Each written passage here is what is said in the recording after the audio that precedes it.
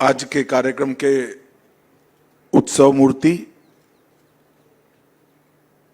श्रीमान लक्ष्मण प्रसाद आचार्य जी, असम राज्य के लोकप्रिय मुख्यमंत्री भाई हेमंत विश्व शर्मा जी, श्री सर्बानंद सोनोवाल जी, केंद्रीय मंत्रिपरिषद में मेरे साथी, असम के पूर्व गवर्नर और पंजाब के वर्तमान गवर्नर श्री गुलाब चंद कटारिया जी, जगदीश मुखी जी, माननीय पूर्व राज्यपाल असम श्रीमान बनवारीलाल पुरोहित जी, माननीय पूर्व राज्यपाल असम श्री रंजीत कुमार दास, मंत्री सामान्य प्रशासन असम सरकार श्री रवि कोटा जी, असम के मुख्य सचिव जी, और आज छोटे से परंतु बहुत महत्वपूर्ण कार्यक्रम में उपस्थित सभी भाइयों बहनों को मेरा नमस्कार प्रणाम। एक प्रकार से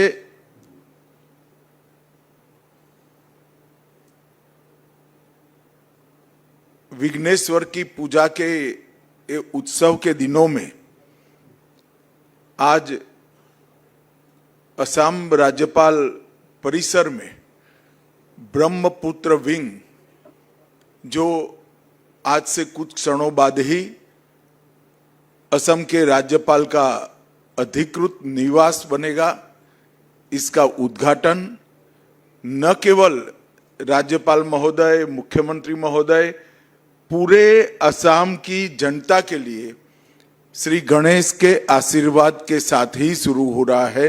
ये हम सब के लिए बहुत आनंद का विषय है। मित्रों, हम सब जानते हैं बृहद आसाम में से पृथक राज्यों की रचना और उसमें से अष्टलक्ष्मी के कंसेप्ट को पुनर्जीवित कर साकार करने वाले अभी के पूर्वोत्तर की कल्पना। ये यात्रा एक प्रकार से जितनी ऐतिहासिक और रोमांचक है, इतनी संघर्ष की गाथा भी है। अनेक प्रकार के उतार चढ़ाव, हिंसक संघर्ष, ये सब को झेलते झेलते झेलते आज उत्तर पूर्व शांति, विकास और संपूर्ण विकास की दिशा में अब आगे बढ़ रहा है। इसी प्रकार से ये राजभवन भी, जैसे हेमंत विश्व शर्मा जी ने बताया, एक जमाने में आसाम का गवर्नर साहब मेघालय में विराजते थे और ये इनका कैंप ऑफिस हुआ करता था। मैं मुखी साहब जब गवर्नर थे तब यहां आया था एक बार। मैं कई राज्यों के गवर्नर के निवास पर गया हूं। मुझे थोड़ा मन में कसक और कटक दोनों था कि आसाम के गवर्नर का निवास असम के गवर्नर के अनुरूप नहीं है। परंतु आज मैं असम सरकार के मुख्यमंत्री और असम के गवर्नर दोनों को बहुत बहुत साधुवाद देना चाहता हूं, क्योंकि जैसा असम बनने जा रहा है उसके अनुरूप गवर्नर निवास का आज यहां पर निर्माण होकर लोकार्पण हो रहा है। मित्रों, असम का इतिहास देखें तो महाराजा पृथु से लेकर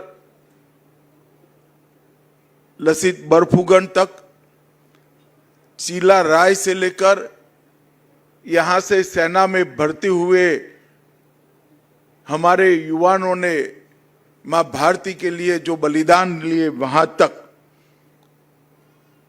ये भारत की सुरक्षा का एक अहम कोना बनकर हमेशा से पूर्वोत्तर उभरा है और विश्व भर में सबसे पुरातन और सबसे ज्यादा विविधताओं को समावेश करने वाली एक पूर्वोत्तर की संस्कृति भी यहां निवास करती है। यहां की कला, यहां की भाषाएं, यहां का खान पान, यहां की वेशभूषा, यहां का संगीत और यहां का प्राकृतिक सौंदर्य पूरे उत्तर पूर्व को एक प्रकार से विश्व में बेनमून बनाता है। और इस 11 साल में उत्तर पूर्व का विकास, जब भी उत्तर पूर्व का इतिहास लिखा जाएगा, नरेंद्र मोदी जी के शासन के 11 साल सुवर्ण अक्षरों से लिखने पड़ेंगे, ये सुनिश्चित। मैं बहुत साल पहले विद्यार्थी परिषद की एक रैली में आया था। असम पुलिस और पंजाब से आई हुई पुलिस ने हमें बहुत मार मारी थी, लाठीचार्ज किया था। वो रैली थी असम बचाओ रैली, और उसमें नारा लगता था, असम की गलियां सुनी है, इंदिरा गांधी खूनी है। हमने वो संघर्ष देखा है।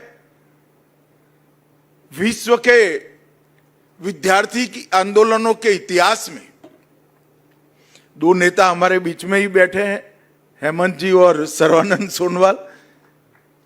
वो इतिहास विद्यार्थी आंदोलनों का बहुत मजबूत रहा, बहुत ऐतिहासिक रहा।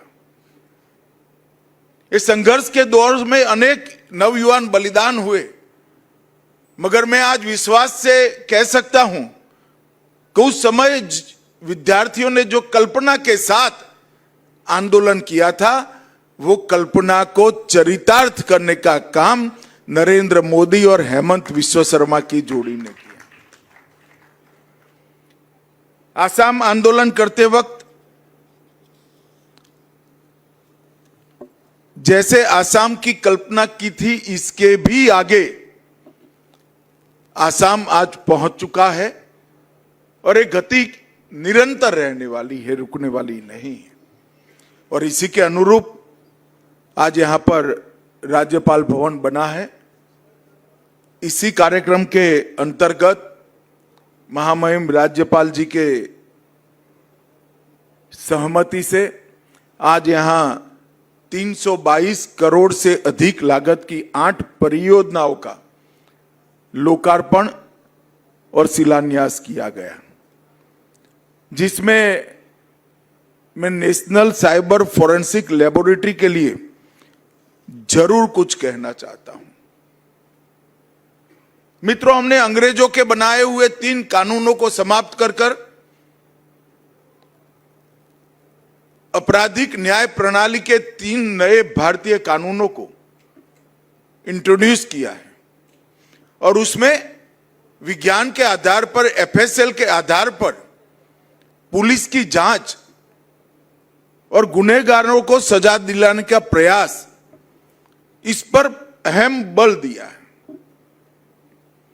मोदी जी के नेतृत्व में पूरा भारत डिजिटल इंडिया के स्वप्न को साकार कर रहा है। आसाम हो या गुजरात, एक छोटी सी ठेला लेकर सब्जी बेचने वाली महिला भी जब पेमेंट करने के लिए कोई बटुए में हाथ डालता है तो वो अपना स्क्रीन दिखाती है कि यहां यूपीआई से पेमेंट करिए, तब बहुत आनंद होता है। और उस वक्त साइबर सिक्योरिटी नागरिकों के लिए बेहद जरूरी है। इसलिए भारत सरकार ने 2019 में I4C के तहत दिल्ली में पहला NCFL national cyber forensics laboratory की स्थापना की, जो नागरिकों को अपनी गाढ़ी कमाई साइबर फ्रॉड वालों से बचाने के लिए मदद करती है। और दिल्ली के बाद मुझे कहते हुए बड़ा आनंद है, हेमंत जी का आग्रह से दूसरा NCFL आज गुवाहाटी में बनकर इसका उद्घाटन हुआ है, जो पूर्वोत्तर के सभी 8 राज्यों में हमारे नागरिकों के गाड़ी कमाई को सुरक्षित करने के लिए आगे बढ़ेगा। इतना ही नहीं, डार्क वेब का उपयोग कर कर नारकोटिक्स, हथियारों की तस्करी और भारत की सीमाओं को छिद्र ढूंढकर घुसपैठ करने का जो प्रयास करते हैं, उनको भी देश की सुरक्षा के लिए NCFL सदैव अहरनिश काम करता रहेगा। लसित बरफुकन ट्रेनिंग एकेडमी में 8 राज्यों की पुलिस के नुमाइंदे 24 घंटा NCFL के माध्यम से देश की सीमाओं की सुरक्षा, नारकोटिक्स के खिलाफ लड़ाई, अवैध तस्करी के खिलाफ लड़ाई और इसके साथ साथ नागरिकों की गाड़ी कमाई को सुरक्षित करने का काम करेंगे। हमारे सीमा की सुरक्षा करने वाले CAPF के जवानों के लिए ढेर सारे सुविधाओं का भी आज यहां पर लोकार्पण हुआ है। ये NCFL network forensics, mobile forensics, disk forensic, dark web और malware analysis, CDR, IPDR, SDR का विश्लेषण, मीडिया फॉरेंसिक, डेटा रिकवरी और क्रिप्टो इन्वेस्टिगेशन जैसे आज के जमाने के सभी अपराधों के पीछे लगने के लिए 24 घंटा काम करेगा। मुझे विश्वास है कि लसित बरफुकन एकेडमी में स्थापित इस सेंटर उत्तर पूर्व के 8 राज्यों को सुरक्षित बनाएगा। मित्रों, आज कुछ क्षणों बाद ये ब्रह्मपुत्र विंग का उद्घाटन होगा। लगभग 40 करोड़ से ज्यादा लागत से 3300 वर्ग मीटर से अधिक ये राजनिवास के अंदर कई सारी संवैधानिक गतिविधियों को सुचारू रूप से चलाने की सुविधाएं निर्मित की गई। यहां पर विद्यार्थियों, शोधकर्ताओं, कलाकारों और नागरिक उनकी अनुमोदना करने का काम, उनकी विधाओं को एक्नॉलेज करने का भी काम होगा और एक सार्थक संवाद से राज्यपाल महोदय असम सरकार को जन भावनाओं से अवगत भी कराएगा। और ये जो दृश्य यहां से दिखाई पड़ता है, सागर जैसे ब्रह्मपुत्र को देखकर मैं लक्ष्मणाचार्य जी को कहना चाहता हूं, सबसे भव्य और सबसे सुंदर राजभवन आपके भाग्य में आया है, असम के राज्यपाल में आया। ये जो मनोहर दृश्य है वो सबकी थकान दूर करने वाला, सबकी चिंताओं का शमन करने वाला और जल से हमेशा नया उत्साह का सृजन होता है, उत्साह को बढ़ाने वाला है। मैंने आते आते देखा, हेमंत जी काम तो करते हैं पर दिखाने का कोई मौका भी नहीं छोड़ते हैं। गाड़ी में आते आते मुझे दिखा दिया कि 2 किलोमीटर लंबा यहां पर एक बहुत सौंदर्यवान सुंदर कॉरिडोर बना रहे हैं, जो ब्रह्मपुत्र के किनारे पर राजभवन के ठीक सामने पूरे गुवाहाटी के लोगों के लिए अपनी शाम को परिवार के साथ गुजारने का बहुत आकर्षक केंद्र होगा। ये बहुत लंबी यात्रा के बाद यहां पर आज एक सुंदर राजनिवास का लोकार्पण हुआ है। मैं फिर से एक बार हेमंत जी को उसको दूरदृष्टि के साथ बनाने के लिए और इसमें रहने वाले पहले राज्यपाल के रूप में लक्ष्मणाचार्य जी को बहुत बहुत शुभकामनाएं और बधाई देना चाहता हूं। मित्रों, 11 साल में मोदी जी ने इस देश के अंदर हर क्षेत्र में आमूलचूर परिवर्तन किया है। देश की बाहरी सुरक्षा हो, देश की आंतरिक सुरक्षा हो, देश के युवाओं को स्टार्टअप के माध्यम से विश्व भर के युवाओं के साथ दो दो हाथ करने का मौका देना हो, दुनिया भर में भारत को उत्पादन का हब बनाना हो, विश्व प्रसिद्ध इंफ्रास्ट्रक्चर का निर्माण करना हो, पूरे देश को 24 घंटा बिजली देने के लिए पर्याप्त बिजली का उत्पादन करना हो, 25 करोड़ गरीबों को गरीबी रेखा से बाहर लाना हो, या 10 साल के अंदर ही देश के 60 करोड़ गरीबों को घर, बिजली, शौचालय, नल से जल, गैस का सिलेंडर, 5 लाख तक का स्वास्थ्य का पूरा खर्चा और प्रति व्यक्ति 5 किलो अनाज प्रति माह देना हो। हर क्षेत्र में मोदी जी ने परिवर्तन लाया है। न केवल नीतियां बनाई, नीतियों को जमीन पर उतारने का काम किया है, और उसके कारण देश भर में जो हर क्षेत्र में प्रगति हुई है, दुनिया इसको अचंभित होकर देख रही है। और पूरी दुनिया में भारत के साथ साथ हमारे प्रधानमंत्री का भी सम्मान बढ़ा है। 27 देशों ने मोदी जी को अपने सर्वोच्च नागरिक सम्मान से सम्मानित किया है। वो भारत के लिए गौरव का विषय है।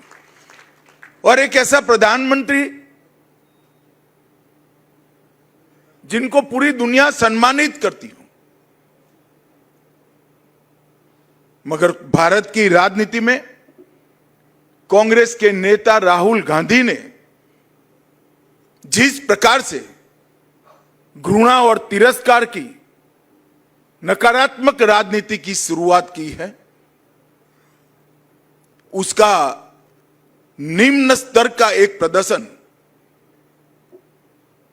उनकी घुसपैठिया बचाओ यात्रा में देखने को मिला। एक घुसपैठिया बचाओ यात्रा जो उन्होंने बिहार में निकाली है, उसमें राहुल गांधी के स्वागत के मंच पर से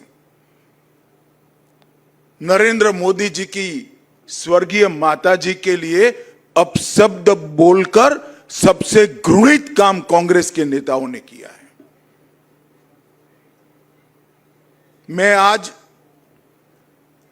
इस मंच से राहुल जी ने जिस प्रकार से घृणा की स्तर बगैर की राजनीति की शुरुआत की है, उसकी और प्रधानमंत्री नरेंद्र मोदी जी की स्वर्गीय माता जी के लिए जो अपशब्द कहे गए, उसकी मैं हृदय से निंदा करता हूं। और मैं पूरे देश की जनता को भी कहना चाहता हूं कि जिस प्रकार की राजनीति, मुद्दा विहीन विरोध की राजनीति, नकारात्मक राजनीति, घृणा की राजनीति श्री राहुल गांधी ने शुरू की है, वो हमारे सार्वजनिक जीवन को ऊंचाई नहीं देगी, गर्त में ले जाएगी। और ये आज से नहीं है। मोदी जी जब से मुख्यमंत्री बने तब से सोनिया जी, राहुल जी, मणिशंकर अय्यर, दिग्विजय सिंह, जयराम रमेश, रेणुका चौधरी, हर कांग्रेस नेता ने मोदी जी के लिए अपशब्द कहे। कोई मौत का सौदागर कहता है, कोई जहरीला सांप कहता है, कोई नीच आदमी कहता है, कोई रावण बताता है, कोई भस्मासुर बताता है, कोई वायरस कहता है। कांग्रेस के नेता क्या समझते हैं? इस प्रकार की भाषा का प्रयोग कर कर आपको जनादेश प्राप्त होगा क्या? मैं आज कांग्रेस के नेताओं को कहना चाहता हूं, जितनी ज्यादा गालियां मोदी जी को आप दोगे, कमल का फूल इतना ही बड़ा होकर खिलकर आसमान तक पहुंचेगा। और हर चुनाव में आपने प्रयास कर कर देखा है, फिर भी कुछ सीखना नहीं चाहते। हर चुनाव में गाली दिया, मुंह की खाई, और फिर विजय को झुठलाने के लिए एक घुसपैठिया बचाओ यात्रा लेकर ये निकले हैं। एक घुसपैठिया बचाओ और कुछ नहीं है। ये यात्रा घुसपैठिए को बचाने के लिए यात्रा है, अपनी वोट बैंक को प्रोटेक्ट करने के लिए यात्रा। मैं देश भर की जनता को पूछना चाहता हूं, कोई भी लोकतांत्रिक राष्ट्र, लोकतंत्र का आत्मा चुनाव होता है। अगर घुसपैठिए मतदाता सूची में घुसकर चुनाव को प्रदूषित करे तो कोई राज्य, कोई राष्ट्र कैसे सुरक्षित रह सकता है? और कांग्रेस पार्टी ने जो शुरू किया है, देश भर की जनता अचंभित और दुखी होकर इनके कुत्सित प्रयास को देख रही है। मुझे मालूम है कि प्रयास को जनता का समर्थन नहीं है, परंतु 2 दिन पहले जो हुआ, इसने सारी सीमाएं लांघी। मोदी जी की माता जी का जीवन, एक गरीब घर में अपने सभी संतानों को संस्कारित कर कर ऐसे स्तर पर पहुंचा जाए कि बेटा विश्व का नेता बने, ऐसे जीवन को अपशब्दों से बोलना, ये भारत की जनता कभी सहन नहीं कर सकती। और इससे ज्यादा राजनीति में सार्वजनिक जीवन का कोई पतन नहीं हो सकता। मैं फिर से एक बार कांग्रेस के कुत्सित प्रयासों की घोर निंदा करता हूं, और मैं आग्रह भी करना चाहूंगा राहुल गांधी जी के कि जरा भी शर्म बची है तो मोदी जी की, उनकी स्वर्गीय माता जी की और देश की जनता की जरूर माफी मांगे आप। खैर, ईश्वर सबको सद्बुद्धि दे। आज अच्छा दिन है, हमारे लक्ष्मणाचार्य नूतन गुरु में प्रवेश कर रहे हैं। आज मैं आसाम की पूरी जनता को नए राजभवन के लोकार्पण पर, गणेश वंदना के इस समय में ही ये लोकार्पण हो रहा है।